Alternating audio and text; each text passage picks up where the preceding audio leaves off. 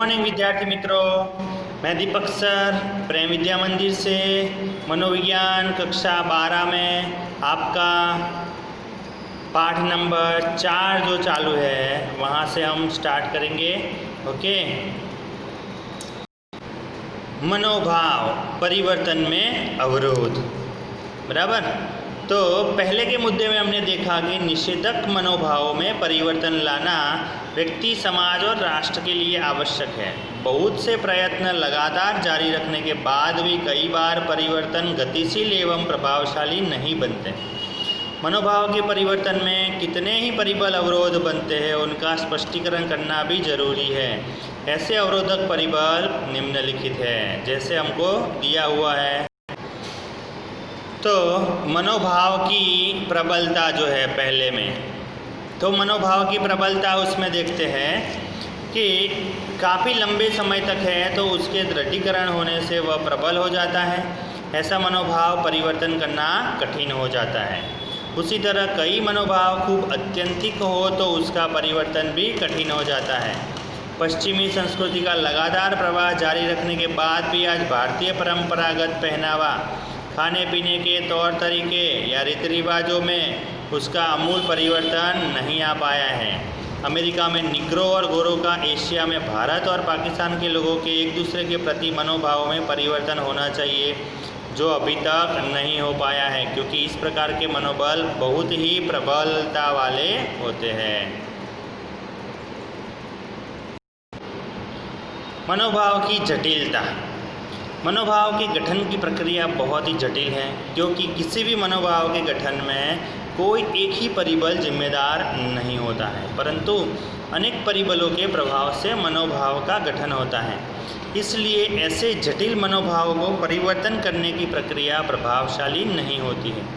बाल विवाह एवं दहेज जैसे सामाजिक रीति रिवाजों को दूर करने के हम अथक प्रयत्न के बाद भी समाज की जटिल समस्याओं के कारण आज भी हम ऐसी कुप्रथाओं से मुक्त नहीं हो पाए। तीसरा जो है मनोभाव का महत्व। प्रत्येक मनुष्य जीवन में अलग अलग समय अलग अलग विषयों का महत्व रखता है। मनुष्य अपनी आवश्यकताओं के महत्व को ध्यान में रखते हुए व्यवहार के लिए प्रेरित होता है। जैसे कि किसी व्यक्ति के जीवन में उसे किसी मित्र का खूब महत्व हो तो उसे मित्र की आवश्यकता अनिवार्य रूप से लगती हो। ऐसे संजोगों में उसकी कई बातें अच्छी न लगने पर भी वह अपने मित्र के लिए निषेधक मनोभाव उत्पन्न करके मित्रता को तोड़ नहीं सकता है। फिर है मनोभाव में अंतर संबंध। कई मनोभाव जटिल होने के कारण संपूर्ण स्वतंत्र होने के बदले एक दूसरे के साथ अंतर संबंधित होते हैं। ऐसे एक दूसरे के साथ अंतर संबंधित मनोभावों को परिवर्तन करना कठिन है। ऐसे मनोभावों का एक दूसरे के साथ अंतर संबंध से एक दूसरे के प्रति मनोभाव दृढ़ बनते हैं, उनमें परिवर्तन लाने में अवरोध उत्पन्न होता है।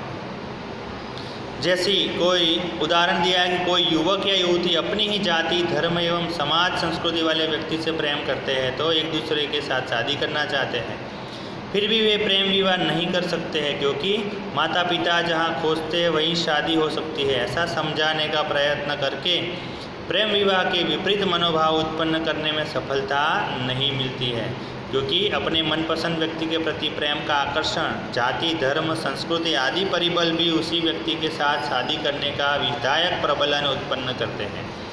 तो ऐसे जो है अंतर संबंधित है। फिर है मनोभाव की उपयोगिता। कुछ व्यक्ति वस्तु, परिस्थिति, दुर्घटना या घटना के प्रति व्यक्ति के मनोभाव किसी व्यक्ति के लिए अत्यंत उपयोगी और कारगर हो जाते हैं। जो व्यक्ति की अन्य आवश्यकता के लिए पोषक हो, तब मनोभाव की उपयोगिता मनोभाव में परिवर्तन अवरोधक बनती है। जैसे कि कुछ लोगों में कोई धर्मगुरु, राजनैतिक पक्ष या विशिष्ट व्यक्ति के प्रति उनके मनोभाव उनके लिए उपयोगी हो, या किसी समुदाय में पद, प्रतिष्ठा, स्थान दिलाते हो, सत्ता का प्रलोभन देते हो, तब वह व्यक्ति धर्मगुरु या पक्ष के विषय में काफ़ी कुछ सत्य जानकारी उनके खिलाफ उजागर हो तो भी उनके प्रति अपना विधायक मनोभाव बदलने के लिए तैयार नहीं होते हैं। अब है उसके बाद पूर्वग्रह, प्रीजडिस। समग्र विश्व में होने वाली विविध प्रकार की निषेधक परिणाम लाने वाली घटनाएं, जैसे कि कौमी दंगे, जातिवाद, आरक्षण, आंदोलन, वर्गभेद या वर्ग विग्रह, विविध देशों के बीच का शांति युद्ध का अंतर्विग्रह पूर्वग्रह के विनाशक पहलू के रूप में देखा जाता है। पूर्वग्रह कई बार भयंकर हिंसक परिणाम लाता है। आधुनिक युग में मनुष्य ने बहुत प्रगति की है और हम विज्ञान टेक्नोलॉजी के युग में जी रहे हैं, तब एक दुखद परिस्थिति यह है कि अवकाश में उपग्रह छोड़ने वाला मनुष्य अपने मन में रहे हुए पूर्वग्रहों को नहीं छोड़ सकता है। यह करुण विरोधाभास वैज्ञानिक प्रगति से अधिक दुखद एवं मानव जाति के प्रति दया उत्पन्न करने वाली जैसी है। निषेधक मनोभाव खूब लंबे समय तक रहे तो वे पूर्वग्रह में रूपांतरित होते हैं। पूर्वग्रह अर्थात रूढ़िगत बने हुए गलत ख्याल मानव जीवन में सुख, शांति एवं समृद्धि लाने के लिए एवं टिकाए रखने के लिए मानव मन में से पूर्वग्रह नष्ट करना या घटाना अनिवार्य है। पूर्वग्रह सामाजिकरण की प्रक्रिया से संपादित होते हैं। पूर्वग्रह की व्याख्या एवं स्वरूप जो हमने पढ़ लिया था आगे भी, पूर्वग्रह का स्वरूप जो था वो भी पढ़ लिया है। फिर पूर्वग्रह जो है, पूर्वग्रह कम करने की पद्धतियाँ। पूर्वग्रह की व्याख्या एवं स्वरूप में हमने देखा कि पूर्वग्रह निषेधक मनोभाव है जो आवेगिक प्रक्रिया के साथ जुड़े हुए हैं, तो आक्रामक प्रतिक्रिया उत्पन्न करते हैं। तो पूर्वग्रह समाज के लिए नुकसानकारक है। उसके भावी समाज के ऊपर लंबे समय के लिए निषेधक प्रभाव पड़ता है। उसमें अलग अलग जो निम्न रीतियाँ हैं कि सामाजिकरण। पूर्वग्रह सामाजिकरण की प्रक्रिया के द्वारा परिवार, समाज, धर्म, जाति जैसे समूहों द्वारा संपादित होते हैं।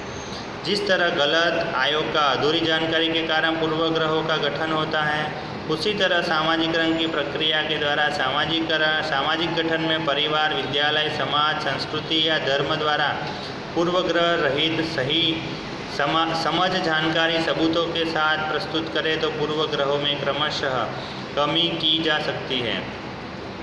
भारतीय संस्कृति में पहले जातिवाद के कारण अंतर्जातीय शादियाँ शायद ही होती थी, परंतु सामाजिकरण की प्रक्रिया के कारण लोगों की विचारधारा में परिवर्तन होने से अब अंतर्जातीय शादियाँ स्वीकार करने का मनोभाव बढ़ता दिखाई देता है। तो जो जातियाँ का एक दूसरे के प्रति पूर्वग्रहों में हुई कमियों को सूचित करता है। अब अंतर समूह संपर्क। पूर्वग्रह व्यक्ति के बीच में सीमित न रहकर समूह व्यापी बनते हैं। ऐसी परिस्थिति में दो विरोधी समूहों के बीच पारस्परिक अंतर्क्रिया कम होती है और पूर्वग्रह अधिक दृढ़ बनते हैं। उन दो समूहों कौम, धर्म, जाति, प्रांत, देश के भाषा के लोगों में अन्य लोगों के प्रति पूर्वग्रह कम करने के लिए उनके पारस्परिक समूह संपर्क बढ़ाने चाहिए। उनके बीच पारस्परिक विचार विनिमय एवं अंतर्क्रिया हो, ऐसे प्रयास एवं प्रवृत्तियों का आयोजन करना चाहिए जिसके द्वारा एक दूसरे के बीच विपरीत भावना के बदले अनुभवों से विधायक भावना जन्म ले। ज्ञान तथा जानकारी प्राप्त हो तो पूर्वग्रह दूर हो सकते हैं। ऐसे भावायुक्त मान्यताओं को मात्र बौद्धिक प्रयासों से दूर करने के बदले शंका के स्थान पर श्रद्धा, भय के बदले विश्वासपूर्ण मानव संबंध एवं सुरक्षा तथा घृणा एवं तिरस्कार के बदले प्रेम की अभिव्यक्ति बढ़े। ऐसे विधायक अनुभव हो तो अपने आप दो विरोधी समूहों के बीच संपर्कों से पूर्वग्रह कम किए जा सकते हैं। परिवार एवं विद्यालय में शिक्षा का पुनः गठन। तो मनुष्य के बालकों के लिए जीवन में शिक्षा की प्रथम पाठशाला परिवार एवं दूसरा जो है वो विद्यालय है। परिवार एवं विद्यालय से बालक जीवन के अनेक पाठ सीखता है। यदि इन दोनों क्षेत्रों में बालकों के लिए पूर्वग्रह को समाप्त करने के लिए उद्देश्यपूर्वक शिक्षा एवं शिक्षा की पद्धतियाँ में परिवर्तन किया जाए तो शिक्षा के नए पुनर्गठन से बालकों में पूर्वग्रह को रोका जा सकता है या उसको कम किया जा सकता है। जैसे कि विद्यालय में सही अर्थ में समूह जीवन के पाठ समूह जीवन जीने के लिए प्रेरित करे, ऐसी प्रवृत्तियाँ कराई जाए। समाज सेवा की प्रवृत्तियों में जोड़ा जाए तो विविध जाति, धर्म या जाति के प्रति पूर्वग्रह कम किए जा सकते हैं। परिवार में माता पिता अपनी मान्यताओं को बालक के ऊपर लादने के बजाय बालकों को स्वतंत्र रूप से निर्णय लेना सिखाए तो बालक को संपादित पूर्वग्रहों से बचाया जा सकता है।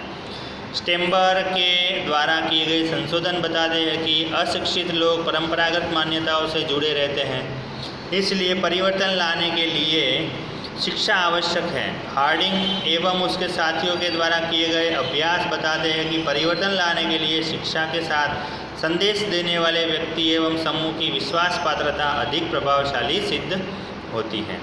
फिर है संचार माध्यम। लोक समुदाय को जानकारी देने के लिए अधिकतर प्रचार की नई नई रीतियों का उपयोग किया जाता है। उसमें खासकर समूह माध्यम का उपयोग अधिक किया जाता है। समूह माध्यम के द्वारा एक ही साथ लाखों लोगों तक जानकारी, विचारों को त्वरित गति से पहुंचाया जा सकता है। वर्तमान युग में किसान एवं टेक्नोलॉजी पर आधारित साधन खूब विकसित हुए हैं। टेलीविज़न, वर्तमान पत्र, रेडियो, व्हाट्सएप, फेसबुक, SMS के द्वारा एक साथ खूब तेज़ी से विश्व के अन्य देशों में भी जानकारी पहुंचाई जा सकती है। प्राचीन काल में स्त्रियां घर में 4 दीवारों के भीतर रहकर गृह कार्य एवं बालकों को संभालने का कार्य करेंगी, इस ख्याल से लड़कियों को शिक्षा नहीं दिया जाता था। आज लगातार समाचार पत्र एवं टेलीविज़न द्वारा बेटी बचाओ बेटी पढ़ाओ ऐसे कार्यक्रमों द्वारा बार बार प्रसारण करके स्त्रियों के प्रति पूर्वग्रहों में कमी दिखाई देती है। फिर है पुनः वर्गीकरण। भारत विविधता में एकता रखने वाला विशिष्ट देश है। समग्र भारत देश में धर्म, भाषा, रीति रिवाज, पहनावा, खान पान, प्रादेशिक जाति एवं जातियों में विविधता पाई जाती है, जिससे देश अनेक विविध एवं विशिष्ट समूहों में बटा हुआ है, जिसके कारण स्वसमूह एवं पर समूह की भावना अधिक विकसित होती है तथा वैर भाव एवं पूर्वग्रह उत्पन्न होते हैं। प्राचीन काल जाति व्यवस्था एवं वर्ण व्यवस्था पर आधारित था। प्रत्येक जातियों में भी गौण जातियाँ थी, जिसके कारण ऊंच नीच का भेदभाव, बैर भावना, एक दूसरे के प्रति पूर्वग्रह थे। बोधात्मक हस्तक्षेप। मानव व्यवहार के मुख्य 3 स्वरूप दिखाई देते हैं: बोधात्मक, भावात्मक और क्रियात्मक। बोधात्मक विकास के द्वारा मनुष्य के प्रत्यक्षीकरण, विचार एवं मनोभाव में परिवर्तन लाया जा सकता है। बोध अर्थात की समझ, ज्ञान, सच्ची नई जानकारी स्वीकार कर अन्य व्यक्ति को पहुंचाने की क्रिया। पूर्वग्रह को नष्ट करने के लिए लोगों में बोधात्मक परिवर्तन खूब प्रभावशाली सिद्ध होता है। प्रचार एवं विज्ञापनों की तरह सामाजिक प्रतिष्ठा रखने वाले लोग, समाज सेवक, धर्मगुरुओं के द्वारा भी लोगों में बोध परिवर्तन लाया जा सकता है। अधिकतर जातियों के द्वारा तथा विविध संस्थाओं के द्वारा आयोजित समूह विवाह के प्रयासों से लोक मानस में बोधात्मक परिवर्तन आने से व्यक्तिगत प्रतिष्ठा एवं शादियों के खर्चे में कमी आने लगी है। स्वास्थ्य जागरूकता की अत्यंत चर्चा विज्ञापनों एवं उत्पादनों से लोगों के बोधात्मक पहलुओं पर इतना प्रभाव हुआ है कि गांव के बालक भी पाठशाला में वाटर बैग ले जाने लगे हैं। फिर है विधायक मनोभाव विकसित करना। पूर्वग्रह अर्थात निषेधक मनोभाव, रूढ़ बने हुए गलत ख्याल, किसी समाज में नकारात्मक कम करने के लिए विधायक मनोभाव आवश्यक है। किसी विषय में लोगों में पूर्वग्रह हो, उस बात को सभी नकारात्मक रूप से देखते हैं, विचार करते हैं एवं व्यवहार करते हैं।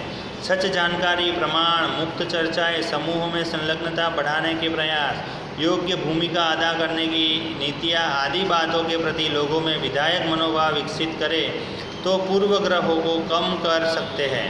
प्राचीन समय में स्त्रियों की गृहिणी एवं बालकों के लालन पोषण की भूमिका होने से उनको शिक्षा की आवश्यकता नहीं है, ऐसी मान्यता थी। परंतु आधुनिक समय में स्त्री पुरुष साथ में कंधे से कंधा मिलाकर तमाम जिम्मेदारियों में सही अर्थ में सहभागी बने हैं। बेटी दो घर संवारे, बेटी देवो भवा, बेटी को जन्म नहीं दोगे तो तुम्हारे बेटे शादी किससे करेंगे, जैसे विधानों से बेटियों को प्रति विधायक मनोभाव विकसित हो रहे हैं और बेटियों के प्रति पूर्वग्रह कम हो रहा है। फिर है कानून के द्वारा। कानून मनुष्य को सामाजिक रूप से व्यवहार करने एवं सामाजिक शांति स्थापित करने एवं व्यवस्था बनाए रखने में अत्यंत उपयोगी है। विविध समाज में दिखाई देने वाले पूर्वग्रह, बैरभाव, सामाजिक संघर्ष एवं तनाव उत्पन्न करते हैं। ऐसी परिस्थिति में सामाजिक शांति, सुरक्षा और व्यवस्था बनाए रखने के लिए कानून खूब उपयोगी एवं नियंत्रित साधन सिद्ध होता है। जैसे कि स्त्री भ्रूण हत्या रोकने के लिए लिंग परीक्षण करना भी एक कानूनी गुनाह है, जिससे लड़कियों के जन्म होने की संभावना बढ़ी है। स्त्रियों को पुरुष के समक्ष सक्षम रूप से स्वावलंबी बनाने के लिए समान अनुवंश कानून उपयोगी बना है। जातीय छेड़छाड़ कानूनी सुरक्षा के द्वारा विविध क्षेत्रों में स्त्री पुरुषों के साथ सुरक्षित रूप से कार्य कर सकती है। इस प्रकरण में हमने ऐसे सभी के पहलू पे हमने देखा है। तो यहाँ पे ये जो है पाठ हमारा पूरा होता है। इसके बाद जो स्वाध्याय दिया है वो भी स्वाध्याय आपको पूरा कर देना है, यानी कि हमारा चौथा पाठ जो है मनोविज्ञान में 12वीं कक्षा में वो पूरा हो जाता है। और इसके स्वाध्याय जो है वो आपको अच्छी तरह से आंसर सहित कॉपी में लिख देना है। विभाग ए, बी, और ये बी में भी इतने 10 प्रश्न हैं एक एक वाक्य में। सी में थोड़े संक्षिप्त में लिखना है, वो भी 10 प्रश्न हैं। और डी में 50 शब्दों में लिखना है, मुद्दा सहित उत्तर लिखना है। और ई में जो है वो विस्तृत भाषा में, विस्तृत में उत्तर लिखना है। बराबर। तो ये पाठ जो है चौथे पाठ के प्रश्न आंसर आप लिख देना। Okay, thank you.